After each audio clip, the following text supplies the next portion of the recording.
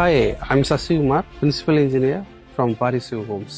Actually இப்போ நீங்கள் பார்க்குற இந்த பிளாட்டோட சைஸ் வந்து பார்த்தீங்கன்னா 30/50 ஒரு plot size. Mister Elangovan and Shanthi அவங்களுக்காக நம்ம இந்த வீடை பில்ட் பண்ணி கொடுத்துருக்கோம். வாங்க உள்ளே போகலாம், உள்ளே போய் பார்க்கலாம் ஸோ எப்படி பண்ணியிருக்கோம்னு சொல்லிட்டு.